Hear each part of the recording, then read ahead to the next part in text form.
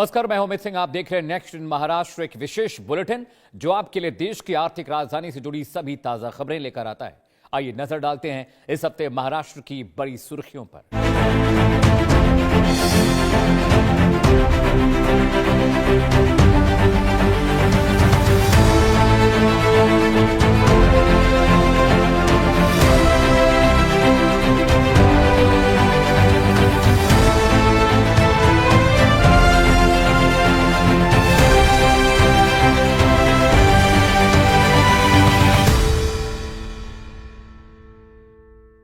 महाराष्ट्र और गुजरात के सफर करने वालों के लिए एक बड़ी और बेहद राहत भरी खबर सामने आई है।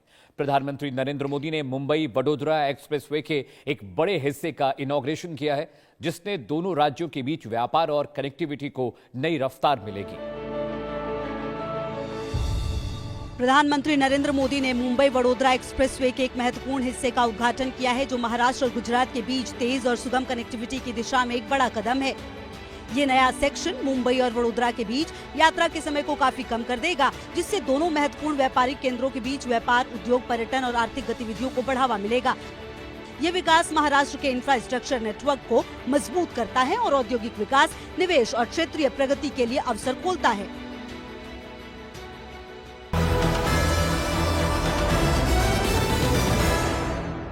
ठाणे शहर में खतरनाक इमारतों में रहने वाले नागरिकों को जल्द ही सुरक्षित और नए घर मिलने का रास्ता साफ हो गया है।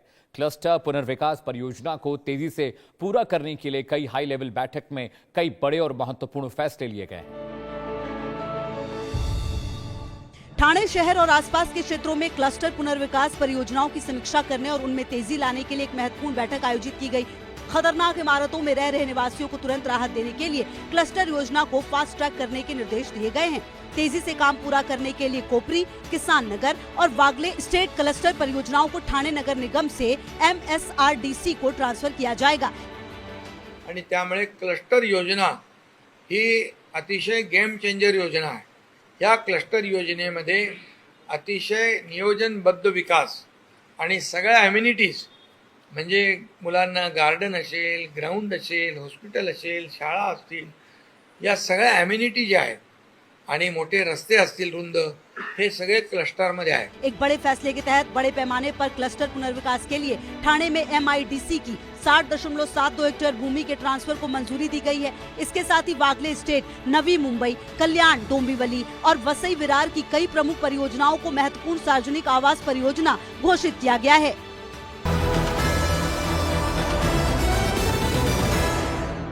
महाराष्ट्र सरकार ने मैदानों पर महिला एथलीटों की सुरक्षा, सम्मान और सुविधाओं को लेकर एक बहुत ही संजीदा और बड़ा कदम उठाया है।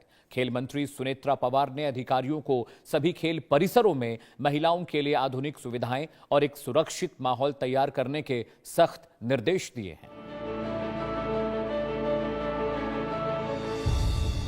उप मुख्यमंत्री और खेल मंत्री सुनेत्रा अजीत पवार ने महाराष्ट्र के खेल मैदानों पर महिला एथलीटों की सुविधाओं की समीक्षा करने और उन्हें मजबूत करने के लिए सह्याद्री गेस्ट हाउस में एक उच्च स्तरीय बैठक की अध्यक्षता की।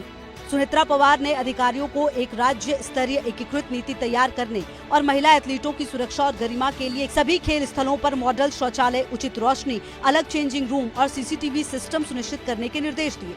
उन्होंने इस बात पर भी जोर दिया कि नई खिलाड़ी केंद्रित खेल नीति के साथ महिलाओं को जमीनी स्तर से अंतर्राष्ट्रीय स्तर तक खेलों में भाग लेने और आगे बढ़ने के लिए बुनियादी सुविधाएं और सुरक्षित वातावरण देना आवश्यक है। सभी विभागों को एक प्रभावी कार्य योजना लागू करने के निर्देश दिए गए।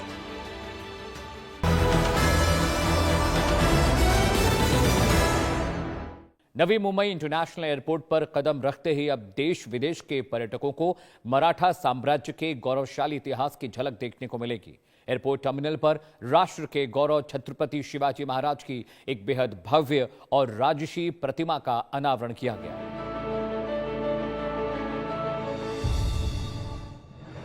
नए एयरपोर्ट टर्मिनल पर इस भव्य प्रतिमा की स्थापना राज्य के अपने महान इतिहास और सांस्कृतिक विरासत के प्रति गहरे सम्मान का प्रतीक है। यह स्मारक महान मराठा शासक के नेतृत्व, साहस और उनकी अमिट विरासत को एक श्रद्धांजलि के रूप में स्थापित किया गया है, जो यहां आने वाले यात्रियों को महाराष्ट्र की समृद्ध सांस्कृतिक विरासत से रूबरू कराएगा।